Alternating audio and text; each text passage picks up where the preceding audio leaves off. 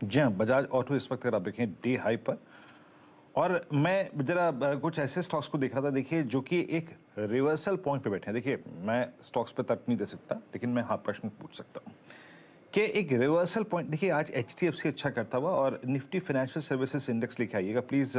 7027 नहीं, Nifty financial services index लेके आएंगे एग्जैक्टली, अगर आप देखें आपकी स्क्रीन पे 104 पॉइंट ऊपर इस वक्त ट्रेड करता हुआ, और 18437। आशीष बहती जी, एक प्रश्न पूछना चाहूंगा आपसे। बजाज फाइनेंस 20 अक्टूबर से अगर आप देखें 1 2 3 4 5 सेशन से ओवरसोल्ड ट्रेजेक्टरी में आके 7025 एक साइकोलॉजिकल लेवल पे exactly 100 day exponential moving average पे बैठा है। साथ ही साथ ये इस पूरी रेंज का 28 जुलाई 2022 से लेके अब तक की रेंज का लो है। क्या ये एक इंटरेस्टिंग रिवर्सल पॉइंट हो सकता है बजाज फाइनेंस के लिए? आशीष बहती जी। जी गुरिन जी, एक अहम सपोर्ट लेवल पे बजाज फाइनेंस प्लेस्ड है। ऑलमोस्ट 4 बार इसी जगह से जंप दिखाया है, तो एक प्रीएम्प्टिव ट्रेड जरूर बनाया जा सकता है करंट लेवल पे बजाज फाइनेंस में। जो स्टॉप लॉस मेंटेन करना है, अगर कोई लॉन्ग जा रहा है तो 6930 6930 के करीब पे एक एसएल मेंटेन करे, और अगर ये पुल बैक आता है तो करीब करीब 7180 तक का लेवल इसमें देखने मिल सकता है। चलिए अब एक बार स्टॉक लेकर आते हैं नायका का स्टॉक लेकर आते हैं। ये नायका का स्टॉक आप इस समय, इसकी जो मतलब काफ़ी शॉर्ट ट्रेडिंग हिस्ट्री रही है, लेकिन जब लिस्ट हुआ था तो क्या धूम मचाई थी इसने। ये अब इस समय आ गया है अपने लाइफ टाइम लो पर नायका का शेयर, और ये देखिए और इस समय ये अब अपने आईपीओ प्राइस के भी नीचे है। और सिर्फ नायका की बात नहीं हो रही है यहाँ पे, नायका तो ऑब्वियसली खैर काफ़ी गिरा है, 5.5% गिरा है नायका। 2-3 और स्टॉक्स लेकर आते हैं। डिलीवरी का स्टॉक लेकर आते हैं। डिलीवरी का स्टॉक ने भी ज़बरदस्त डिक्लाइन दिखाई थी।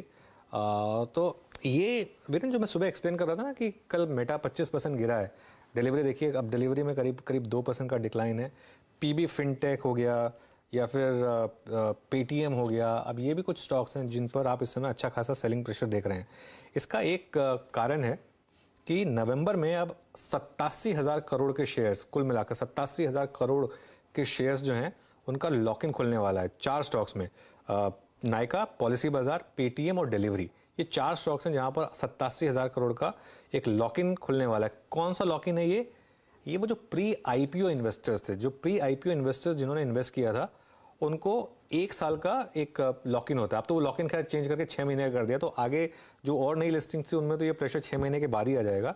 लेकिन इसमें इशू क्या होता है, आपको याद होगा जोमेटो में पहली बार ये सब हुआ था जब जोमेटो करीब 60-62 पर आ गया था।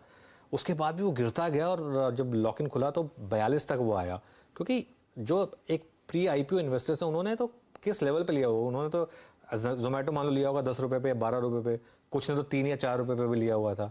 नायका का तो इशू प्राइस ही अगर 1100 के करीब आया था, तो जो प्री आईपीओ इन्वेस्टर्स हैं कुछ ने तो 100 रुपये में, कुछ ने 200 रुपये में, कुछ ने 250 रुपये में लगाया होगा। अब उन्होंने खैर 2000 का भी भाव देखा नायका का, वो अलग बात है। लेकिन अब उस समय अगर आप उनकी तरफ से सोचें तो उनको लगेगा कि मैंने अगर 250 रुपये में इन्वेस्ट किया तो मुझे आज भी 1000 रुपये का भाव मिल रहा है। तो इसके लिए वो एक सेलिंग प्रेशर जो है वो बात हो रही है यहाँ पर। इनका चारों का जो कंबाइंड इशू साइज था वो था 34,000 करोड़, और 34,000 करोड़ रुपए चारों का आईपीओ का साइज था। और ये जो लॉक इन खुल रहा है, ये खुल रहा है करीब 87,000 करोड़ का। तो ये आपको एक्सप्लेन कर रहा है कि क्यों इन स्टॉक्स में आप इस तरीके की डिक्लाइन देख रहे हैं। और खासतौर से नायका सबसे, क्योंकि नायका सबसे फेमस था और काफ़ी चर्चा भी हुई थी नायका की, तो इसके लिए नायका उसको लीड करता हुआ करीब 6.5% का डिक्लाइन इस समय नायका में आता हुआ आपको दिख रहा है। मानस, टेक्निकली ज़्यादा डेटा शायद मेरे ख्याल से अवेलेबल नहीं होगा आपके पास, लेकिन ये 4 स्टॉक्स मैंने मेंशन किए, नायका, पेटीएम, पीबी फिनटेक, इनमें से कोई है जो आपको इंटरेस्टिंग लग रहा है चार्ट्स पर? देखिए, इंटरेस्टिंग नीचे की साइड से ज्यादा लगता है। ऊपर पे मैं नहीं समझता कि अभी ये सही समय है इन स्टॉक में एंट्री करने का। कहीं पर भी रिवर्सल के साइन नहीं है। कोई भी स्टॉक आप उठा लीजिए तो कोई भी रिवर्सल के साइन नहीं है, इसलिए अभी वेट करना बेहतर रहेगा।